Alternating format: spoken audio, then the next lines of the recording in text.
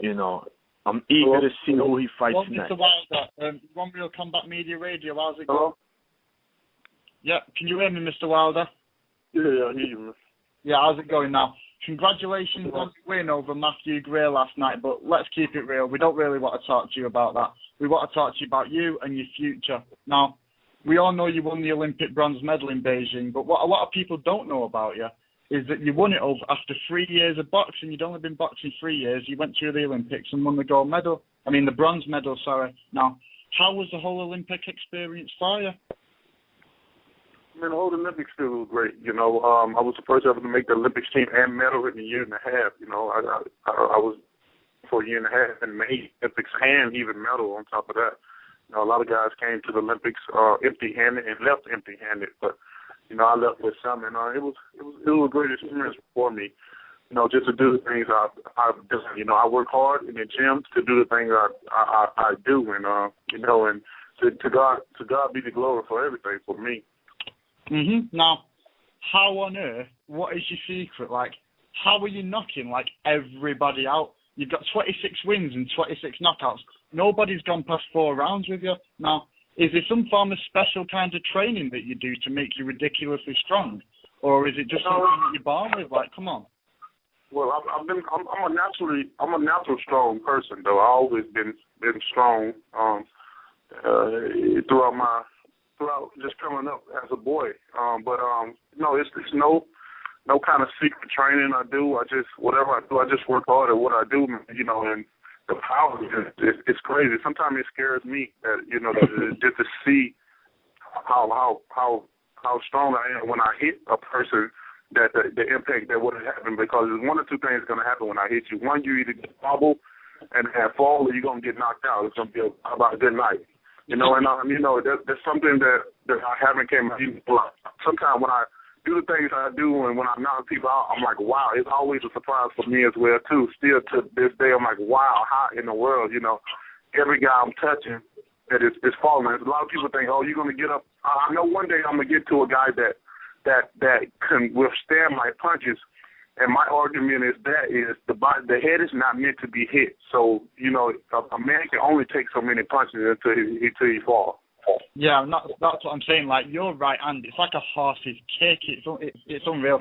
I can't imagine anybody being able to take that power from you. But now, you've been criticised by a lot of skeptics, and a lot of people are getting frustrated saying that the level of competition you faced ain't brilliant. But I personally believe that it's not your choice. I believe that you're willing to fight anybody, Mr. Wilder. Now, what's the reason for this? Is it your promoters? Is it the fact that nobody wants to fight you? What's going on with that?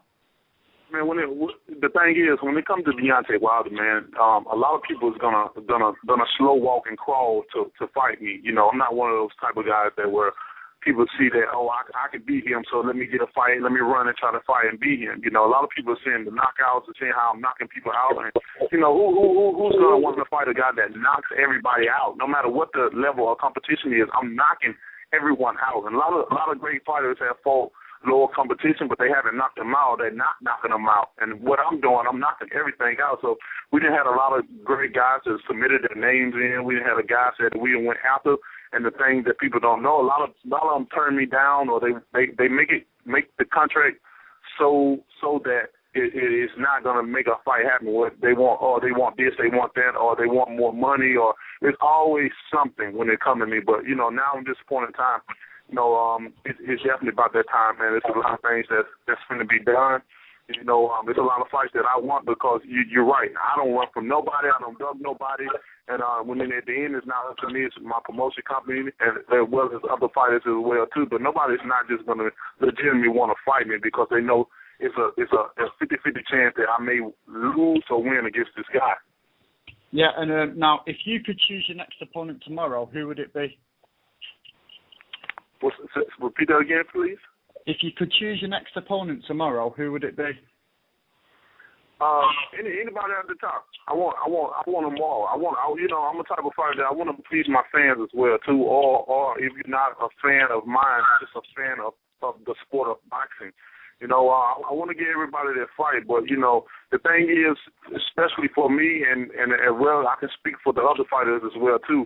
Like, we don't want to fight we don't want to fight the top guys where people want to see what it is when we fight for pennies. You know, we got families to feed. We want to be able to benefit from it as well too, because the fans they don't care if how much money you're making. They just want to see the fight happen. And for the fighter, we don't want to just be fighting for nothing just to please the fans. We want to make money and support our family because this is what we do too. So, you know, it's a lot of big rotation of things, and it's a lot of fights that the fans gonna get to see, and there's a lot of fights that they're not gonna get to see. That's just the way it is. It's just a part of life. All right, I believe we've got a caller who might want to ask you a question. Bear with me 1 second. Okay. Hello, you're on the Real Combat Media Radio. How's it going? Good. How you doing, John? Yeah, how's it going? What's your name? Where are you from? This is Nick Bellafato. Actually, I put some articles in with Real Combat Media. How you doing? Yeah, that's right. I know who you are. Would you like to ask Mr. Wilder a question? Yeah, of course I got a question for Deontay. I'm curious to know where you're at as far as what Mark Breland thinks. Where Deontay does Mark Breland think you're at? What does he think you're ready for? He's your trainer. He works with you. He probably knows you better than anybody else because he probably trains more rounds with you than the fighters are lasting. So where does he think you're at in terms of your level of competition and what you're able to deal with at this point in time? Yeah, Mark understands the whole process because he have dealt with it in his career as well too, with the different things. He feels that I am ready for whoever as well too. But you know, you're always gonna have those things where you still need to work on this, you still need to work on that. That's gonna be with any fighter. You know, he feels that way. You know, we got some good. He know that we have some things that we need to work on as well too. But far as when they're dealing with anybody in the world to fight, he definitely feel that I can run with anybody in the world. You know, we're confident. You know, I don't have no yes men in my corner. I don't have people that just tell me what I want to hear. Oh, you the champ, this and this. They give it to me straight, and that's how I like it. And my whole team, you know, we definitely big up the Bomb Squad because we definitely up in here. And man, and I want to get the people what they want to see. I really do. You know, if it was up to me and I ran everything, you know, everything could be done because I'm definitely a competent fighter. I'm competent what I do. I'm competent. And being the next big thing, man, and soon everybody should see. And now the other thing is, I mean, I realize you got to build yourself up. You've been building yourself up at a certain level. Who would you like to take on next? You know, before you start hitting the top tier guys, who's on your radar? I mean, give me a few names. They might be listening in, and you never know. Well, a lot of people, you know, always talk about, you know, American this, American that. I wouldn't mind taking out all the Americans. So if I take out all the Americans, you know, we won't have a misunderstanding of who's the number one American. You know, I want to take them all out of the picture, but there's only one American, that's Deontay Wilder. And then from there, just take on everybody in the world. Everybody from the world, whether I get to travel over there or they travel over here, you know. And I'm comfortable with traveling anywhere in the world. You know, I really am. I got friends all over the world. I've been all over the world. So it'll be great for not only just for me, but the fans as well, too. They can come and see me live and in person. Okay, D, would you like to ask Mr. Wilder any questions? Nick Bellafato, stay on the line for now. Absolutely. Mr. Wilder, how are you? The Boxing Maniac. How are you? I'm doing pretty good. How about yourself, sir? I'm good, Mr. Wilder. Wilder, question here. We know that boxing was built on the heavyweight division. You know, we know that all the golden eras was heavyweight. You know, we could go on forever talking about all the greats. Now, you just had mentioned about you want to take out all the American heavyweights. Now, there's a couple of names that come to mind. And, you know, you have Brian Jennings. And, you know, you have Seth Mitchell, which he just lost his first fight, but he's having the rematch with Banks. So, correct. You and Jennings in the future, is that a fight you can see? Oh, most definitely.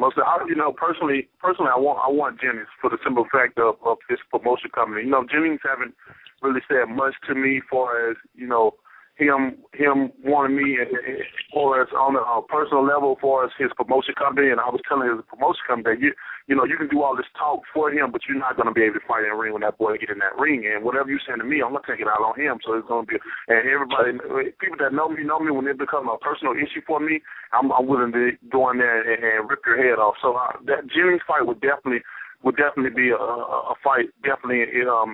If not soon in the future. You know, I definitely want that fight. Many other fans want it, and I think it's becoming a big thing here in America with Wilder versus Jennings thing. So after Wilder's going to be involved in something that's going to be a must happen, I want that to be a must for me. Okay, yeah, that's what I like. That's what I like to hear. Now, obviously, you know, 26-0, 26 knockouts, man. I'm not a mathematician, but shit, even I know that's 100% knockout ratio. And we know Americans love knockouts. We love knockouts here. And you in the right division, that heavyweight. So do you feel you can be that guy to bring the heavyweight division back to America? Because it's been dominated by the Klitschko's for a lot of years. Can you be that guy? Correct. Man, you know what? I carried America on my back in the Olympics all by myself, and I'm willing to do it one more time for America to carry all the belts back. In the pros of the heavyweight division. You know, the Klitschko's, I understand why they have been dominant of the sport for so long. They work extremely hard to be on top. Once you get on top, people don't understand. You have to work extra hard to stay on top. It's the point. It ain't the point. The hard part is